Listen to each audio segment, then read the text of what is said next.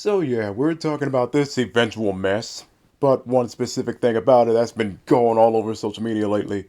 I'm pretty sure this was due to the leaks, but one person points out that not all the planets can be explored, pointing out that Bethesda is lying again, and I'll get back to that. Some responses to that tweet are sarcastic, others try to defend Bethesda saying that there are limits, and then you got others pointing out that some planets are gas giants.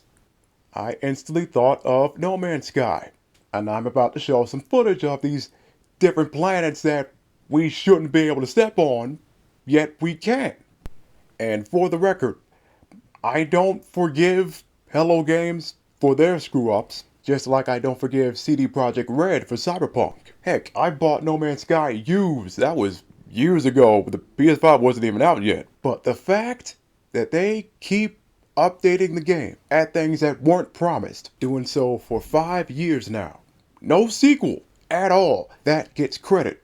Hello Games may have actually learned their lesson. First off, we got this erupting planet. In comparison, the hottest planet in our solar system is Venus. So, this planet should just melt us, right? But no, we can land and explore.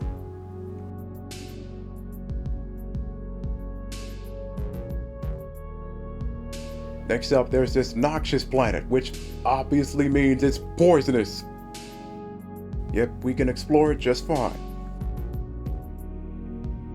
Now, this one is called a gamma-intensive planet. As in gamma rays, that stuff damages cells. Yet we can explore a planet filled with that stuff. Okay, this one is just funny. This one's called a quagmire planet. I had to look up what that word even means. A soft area that gives way underfoot. So, such a planet like this, we should just sink if we step foot on there or even land there, but we don't. And now I don't want to know why Quagmire from Family Guy is even called that.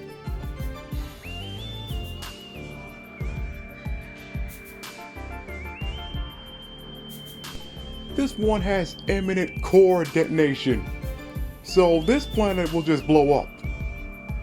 Eventually. And yet we can step foot on such planets.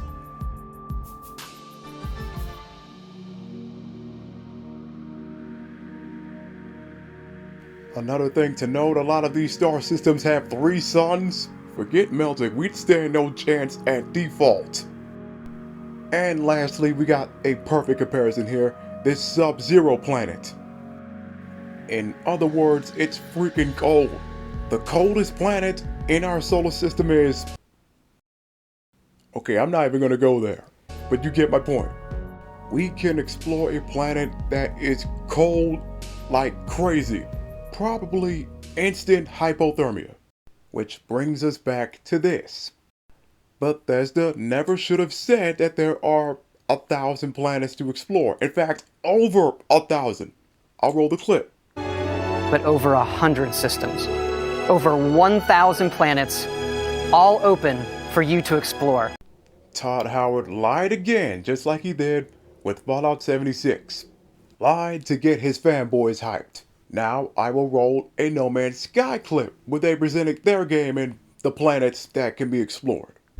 If I pull back a little bit, you could see the other stars nearby that I can reach with my current hyperdrive. And I'm going to pull back a little bit more to give you a sense of the size of the game.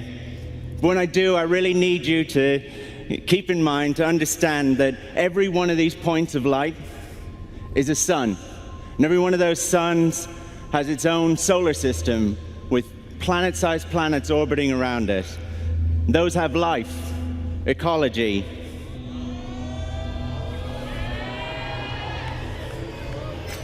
And I could even go a little faster.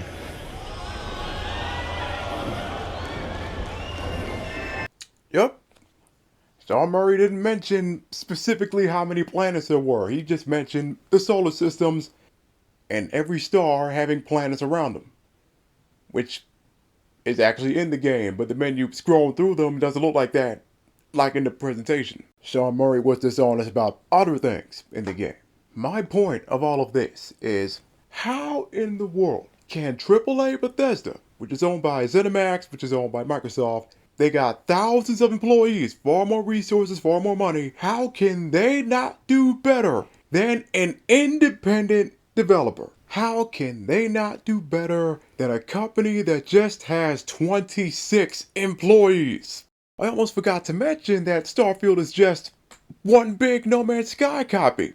You'd think with more resources, money, and employees, they'd make a badass copy. But it's Bethesda, so of course that wasn't the case. That should be impossible. Yet Starfield is the one with loading screens for you to go through a planet atmosphere, and Starfield is the one with false advertising when it comes to how many planets the player can explore. And the fanboys defending this game, trying to make a big fuss about it being an exclusive, even though it's on PC too, or will be on PC as well. So it's not even an exclusive. You guys will have to learn the hard way again. How many times do these people have to learn that these companies do not release quality games at day one? Not just people that defend Starfield, people that defended Diablo 4 had to learn the hard way again. Meanwhile, myself and mostly PS5 owners and PS4 owners will have No Man's Sky to play if we wanted a space exploration game.